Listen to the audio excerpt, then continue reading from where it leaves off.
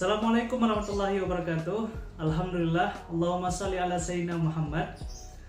Yang saya hormati Mr. Syafer Hardy MN selaku pemateri pada pelatihan menulis kali ini, dan saya ucapkan selamat datang pada teman-teman semuanya. Saya Riza Afzal selaku moderator. Adapun beberapa hal yang ingin saya sampaikan, bahwasanya program pelatihan menulis ini merupakan program unggulan dari INT, di mana sebagai wujud daripada pengembangan entrepreneurs. Namun ada juga beberapa program lain seperti occupational health nursing, home care, dan overseas placement preparatory program. Nah, pelatihan menulis ini akan kita bagi ke dalam 3 sesi. Sesi pertama penyampaian materi, sesi kedua tanya jawab, dan sesi ketiga itu proyek menulis. Sebelum kita masuk ke sesi pertama, saya akan membacakan terlebih dahulu profil dari Mr. Syafer Hardy MN. Beliau adalah lulusan dari Master of Nursing USK Australia tahun 2004. Kemudian pernah bekerja selama 21 tahun di Kuwait, Dubai, dan Qatar. Kemudian merupakan chief nurse di Occupational Health Nursing Qatar Petroleum dan manajer di Indonesia Nursing Trainers. Beberapa penghargaan yang pernah beliau dapatkan yaitu Lifetime Achievement Award di Qatar, kemudian Diaspora Award Winner of Social Activism di Los Angeles, USA tahun 2012, Al-Hasbalah Award Qatar Petroleum Agustus 2012, Best Motivator Innak Qatar tahun 2010, dan Best Performance Employee Dubai Government Workshop tahun 2007. Beberapa buku yang telah beliau karang: Saya Seorang Entrepreneur Sejati, 100 Ketawa ala Arab, Dongeng Sebelum Tidur, Smart Nurse, Non-Muslim in My Life, Diaspora Nursing Indonesia, Enjoy Nursing, The Sleeping Giant, The Professional, From Qatar to Indonesia, Motivating Nursing, Melawan Takdir Nurses, dan masih banyak lainnya, berjumlah sampai saat ini 18 buku yang telah beliau karang. Baik teman-teman, langsung saja kita berikan kesempatan kepada Mr. Syafer Hardy MN untuk menyampaikan materi tentang pelatihan menulis pada pagi yang berbahagia.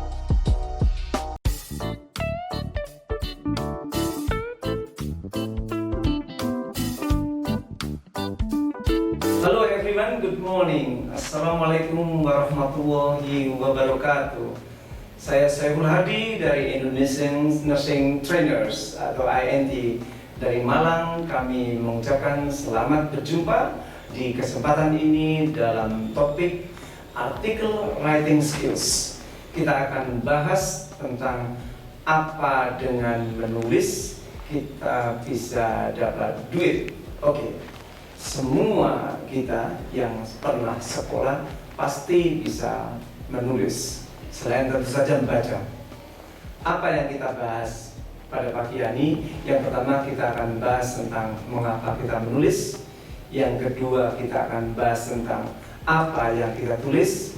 Kemudian kita akan bahas tentang kapan harus menulis, di mana kita menulis, siapa yang bisa menulis, bagaimana kita menulis, apa menulis bisa dapat duit, dan tantangan waktu kita menulis apa saja.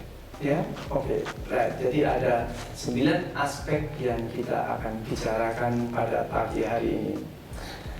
Nah, Mahatma Gandhi, salah seorang yang terkenal dan besar ya dalam sejarah, pernah mengatakan kebahagiaan itu ada manakala terdapat keharmonisan antara apa yang kamu pikirkan dan apa yang kamu perbuat. Saya highlight 2 kata yang dikemukakan oleh Mahatma Gandhi. Apa yang kamu pikirkan, apa yang kamu perbuat. Pada dasarnya dari 2 hal ini yang membuat kita bisa menulis sebagai bahan nanti apa yang kita tulis.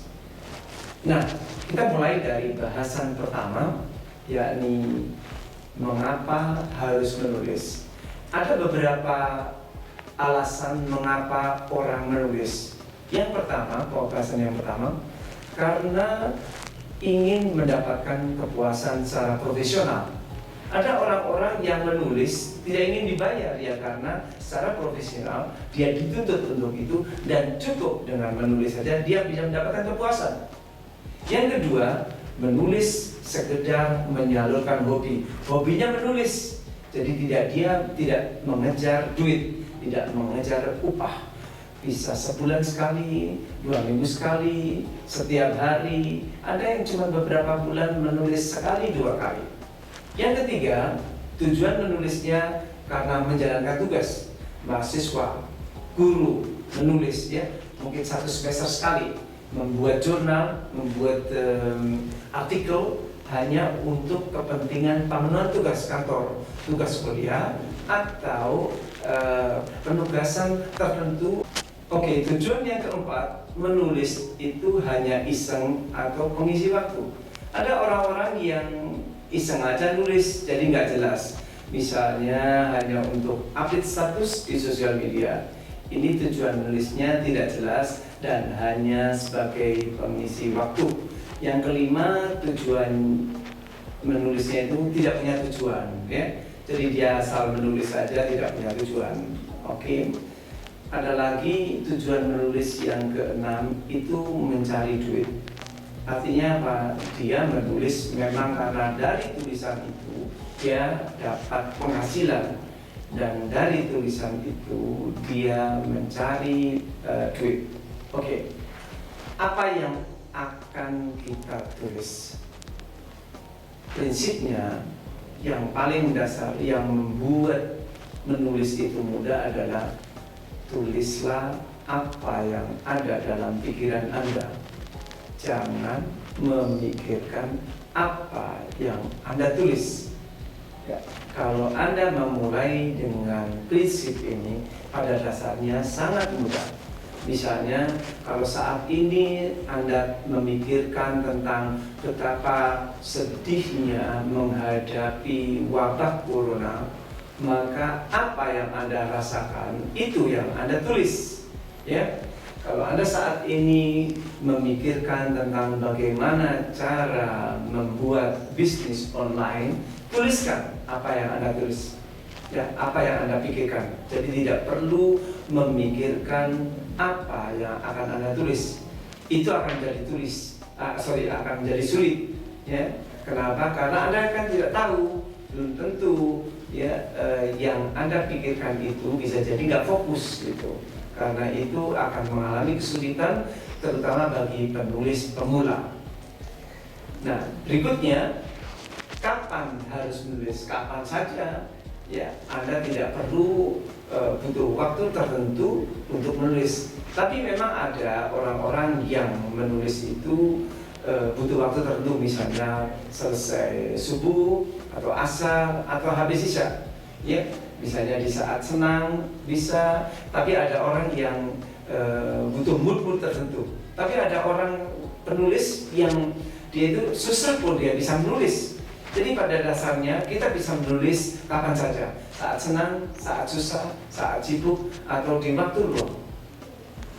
Berikutnya, di mana kita bisa menulis? Di mana saja. Ya, walaupun ada memang orang-orang yang bisa menulis hanya di kantor atau di kamarnya, di ruang tamu, di meja belajar, ya. Tapi pada dasarnya tidak ada teori yang mengatakan bahwa kita menulis itu di ruang tertentu. Misalnya harus di ruang kantor, ya, di dalam rumah yang tempatnya itu tersendiri, ya, eksklusif, tidak ada itu. Siapa yang bisa disebut penulis? Untuk menjadi seorang penulis, Anda tidak harus menjadi bujangga. Jadi Anda bisa menulis ya apa saja, tidak jadi masalah, ya. Tidak harus Anda bekerja memperoleh gelar jadi sarjana atau ikut pelatihan-pelatihan tertentu untuk menjadi seorang penulis. Walaupun memang ya pelatihan atau mengikuti kursus menulis itu hasilnya akan berbeda dengan hanya menulis berdasarkan pengalaman atau berdasarkan cara-cara yang Anda ciptakan sendiri. Mengapa demikian? Karena kalau Anda mengikuti pelatihan, Anda akan dibimbing oleh orang-orang yang berpengalaman dalam menulis. Kualitasnya di sini akan membedakan dari cara menulis hanya berdasarkan pengalaman pribadi. Oke, bagaimana kita menulis? Ya, ada 3 prinsip yang harus kita pegang bagaimana kita menulis. Yang pertama, Anda menulis apa yang Anda suka. Kemudian yang kedua, tulislah apa yang Anda punya. Dan yang ketiga, tulislah yang Anda bisa. Mengapa 3 prinsip itu penting? Karena itulah yang harus kita jadikan pegangan. Ya, yang pertama, yang Anda suka. Jangan menuliskan yang Anda tidak suka. Kalau Anda suka makanan, suka gardening, suka HP, suka mainan gadget, suka games, ya, suka merawat dan sebagainya, itulah yang Anda tulis. Mengapa? Karena dengan demikian Anda menguasai, otomatis Anda akan bisa, gitu? Dan Anda punya otomatis. Makanya 3 hal ini jadi satu kesatuan yang satu sama lain itu saling ada keterikatan. Anda tidak mungkin menulis tentang taman punya tetangga. Kenapa? Karena bukan Anda, bukan milik Anda. Otomatis Anda tidak tahu berapa ukuran taman itu, apa saja yang ditanam di sana, bagaimana kesediaan tetangga Anda memperlakukan taman tersebut. Namun beda apabila taman itu milik Anda sendiri. Oke, termasuk Anda juga suka dengan gardening, mengelola taman. Walaupun Anda punya taman, tapi kalau Anda tidak suka, maka Anda tidak bisa akan menjelaskan bagaimana cara memelihara taman tersebut. Demikian juga hobi-hobi yang lain yang Anda punya. Jadi prinsipnya Anda pegang 3 hal itu. Yang pertama, Anda suka. Yang kedua, Anda punya.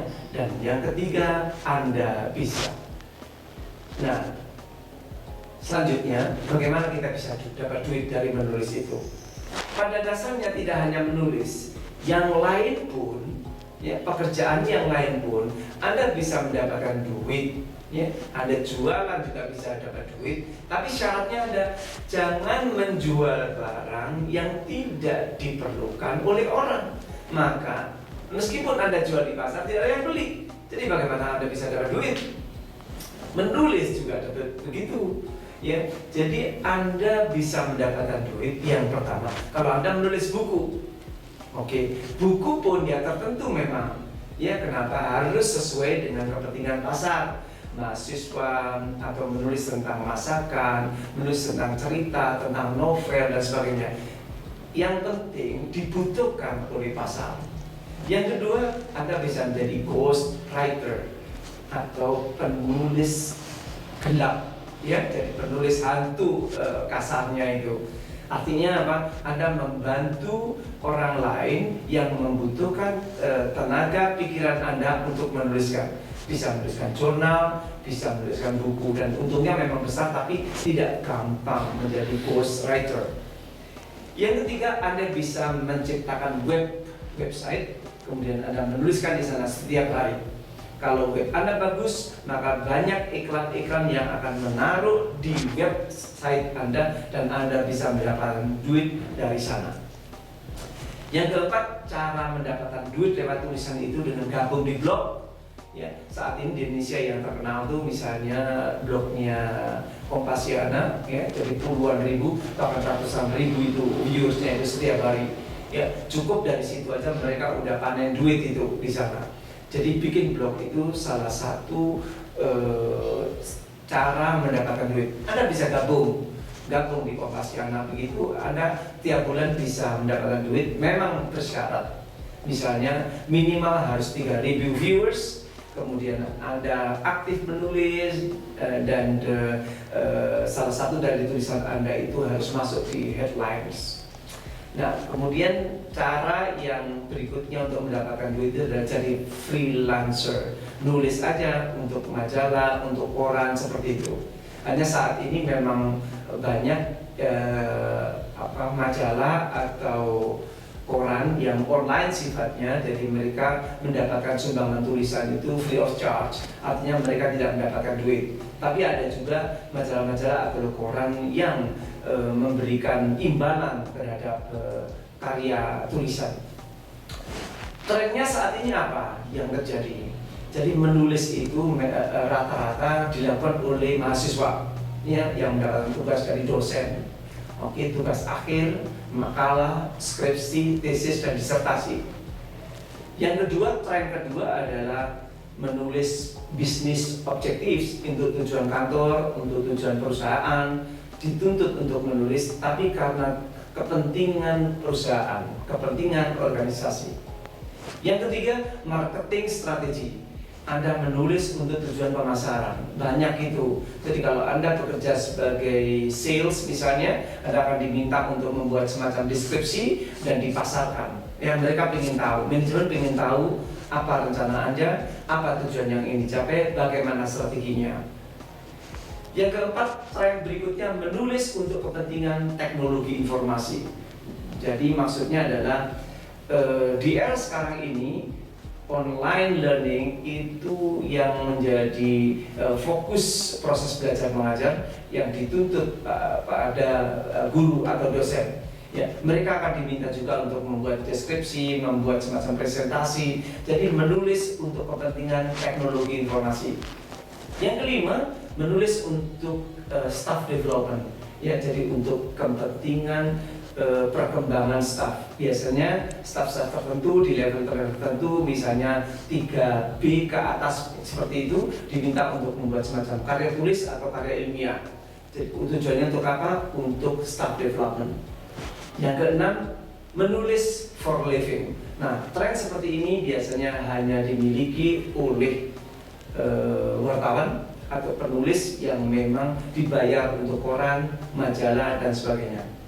Yang ketujuh, tren yang berikutnya adalah hobi. Jadi menulis ya seperti yang di blog-blog tadi itu hanya untuk hobi aja. Jadi seperti itu penulisannya, mereka memang tidak dibayar dan mereka tidak mengharapkan itu. Nah, berikutnya adalah tantangannya apa? What are the challenges? Jadi tantangan menulis itu ada beberapa memang tantangan menulis itu. Yang paling berat tantangannya adalah kemauan, ya, kemudian kedisiplinan, rajin, sama konsistensi. Ya, jadi kalau tidak ada kemauan atau minat, ya memang berat. Tapi menulis juga butuh kedisiplinan, ya, butuh kerajinan. Jangan sekarang menulis, sebulan lagi tidak, ya, minggu depan nulis, 2 bulan lagi tidak. Seperti itu. Ini yang membuat tulisan kita itu nggak bagus, nggak konsisten. Sama lah kalau Anda punya pisau, jarang diasah, ya tidak akan tajam, ya. Jadi prinsipnya adalah tujuan hanya akan tinggal tujuan jika Anda tidak pernah melangkah. Kalau perlu lari. Nah, itulah menulis. Jadi kalau Anda punya tujuan untuk agar tulisan Anda makin bagus, yang sering menulis, dan menulis. Kesimpulannya apa? Menulis itu pada dasarnya mudah, ya. Menulislah terus, ya. Bekalnya apa? Anda memang guna mempertajam kualitas tulisan Anda, memang Anda harus banyak membaca, ya. Yang paling berat itu apabila Anda menulisnya sifatnya itu musiman, ya. Kalau menulis memang tujuannya untuk dapat duit, sama seperti kerja lah, ya. Jadi Anda memang harus bekerja keras, harus menulis secara keras, rutin, rajin, intensif, dan konsisten. Setiap hari lakukan itu, tidak perlu banyak, 1 lembar, 2 lembar, nah nanti 2 bulan ditingkatkan lagi 3 lembar seperti itu, ya. Karena apa? Karena kalau Anda bekerja asal-asalan, tidak ada orang yang bersedia memberikan upah. Sama dengan menulis. Jadi kalau Anda menulisnya asal-asalan, seperti nulis status, tidak akan ada orang yang bersedia memberi upah. Jadi menulislah dengan serius, lakukannya secara rajin, disiplin, dan konsisten. Oke? Apa yang perlu Anda pegang waktu menulis ini adalah berdasarkan pada 2 prinsip. Ya, tulislah apa yang ada dalam pikiran Anda, jangan memikirkan apa yang akan Anda tulis. Oke, ladies and gentlemen, thank you for viewing. Sampai berjumpa di lain kesempatan. Bye-bye.